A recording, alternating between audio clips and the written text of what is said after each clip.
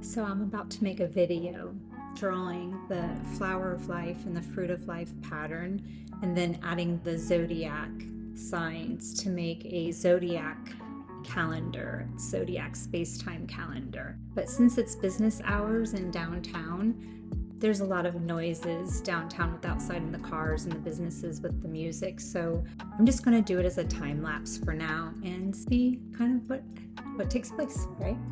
All right. Make sure this is going.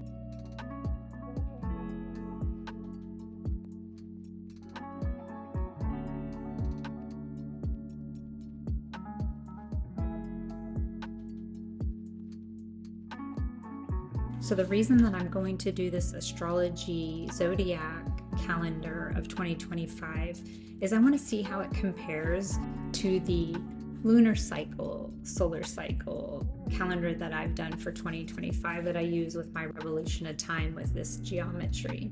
And so the reason is because today in my Connect sphere, in my own personal quantum memoir, in the 7-day cycle, my connection is to connect with the Gregorian time. That the calendar that we use right now is, basically the Julian calendar. We're living under a Roman construct.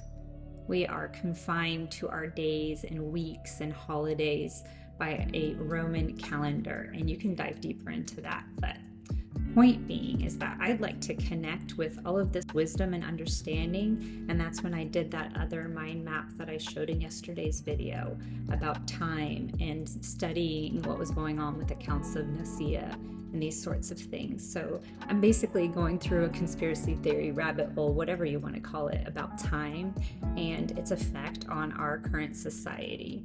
And so this video is kind of me going into my own personal research and visualization of the zodiac back to like the original calendar of what I believe Babylonians were using, or they were using in Babylon, that they were looking at the ecliptic of our outer space, that zodiac that's cut into 12.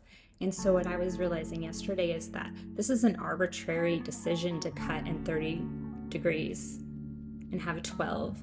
It could have been some other number for some other reason. And that with that understanding, that means that there was a thing that decided a lot of information that we use from astronomy into astrology and just our, civilization focused on going to work Monday through Friday, 9 to 5, weekends off, holidays, This is just my personal research so that I can apply the information to my own life and for my husband and I to do the compass this year, our personal experiments.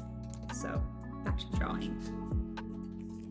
The power of time, calendars, control, and cosmic rhythms. Time shapes how we organize society, plan our days, and even celebrate our beliefs. Yet, the deeper we look into the origins of calendars, especially those still in use today, the clearer it becomes that timekeeping has often served not just as a neutral convenience, but as a tool of control. These historical roots carry forward, reminding us that understanding how our calendar developed is crucial to navigating our own relationship with time.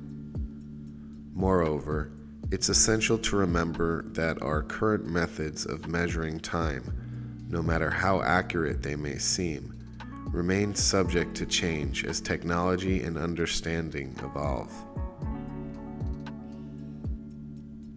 Julian beginnings.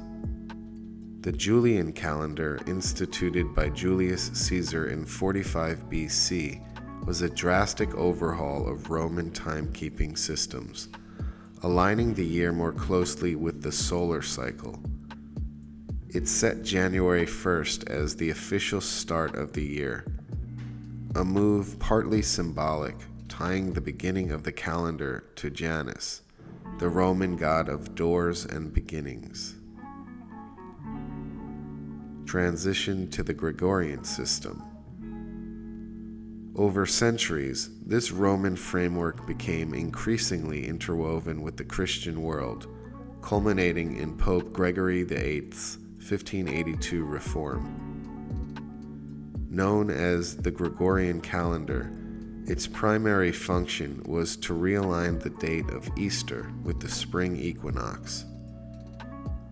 Yet, in implementing this reform, papal authority effectively extended Christian influence over vast territories and people.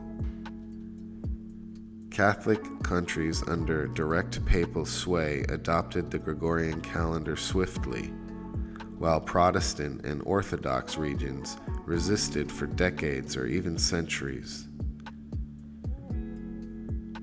Despite these formal changes, the foundational code, rooted in Roman imperial authority, remains evident. Key structural elements, 12 months, leap years, January 1 as day 1, originated in the Julian tradition. Hence, even now, our sense of order and rhythm often traces back to the logic of Roman Empire power and early Christian institutional authority.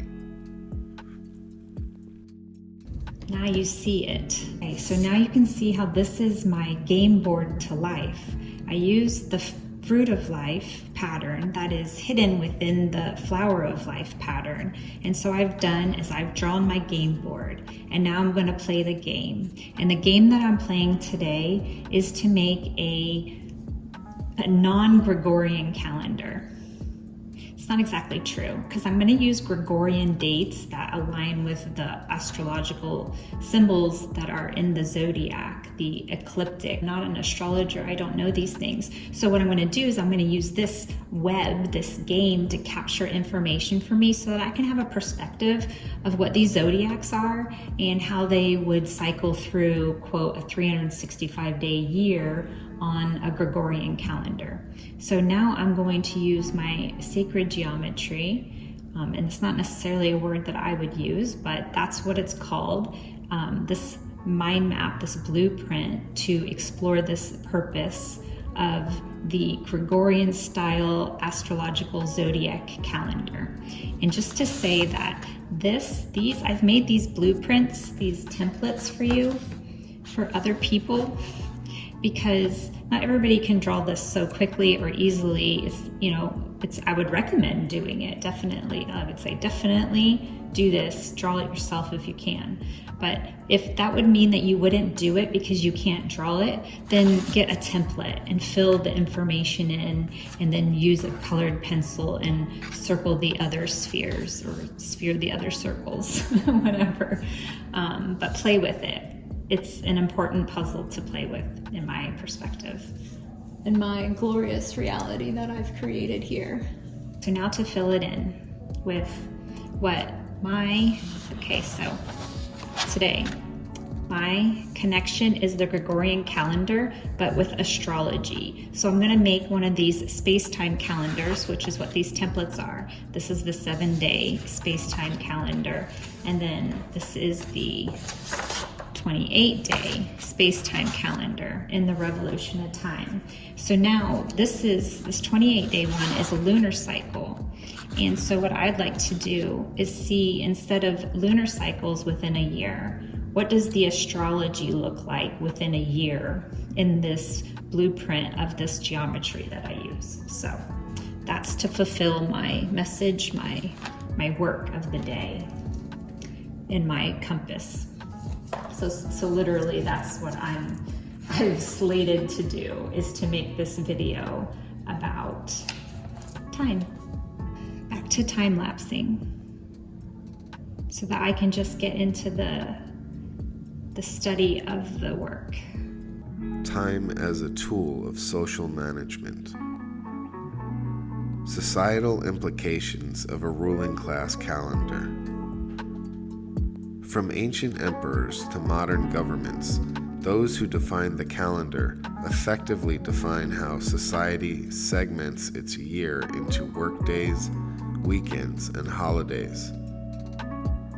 By determining which days are holy or set aside for rest, leaders influence economic productivity, social gatherings, and cultural events. Over time, these choices help shape social norms. Workweek structures. The Monday to Friday workweek is deeply ingrained, steering collective behavior toward a standardized cycle of labor and leisure. Religious and national holidays.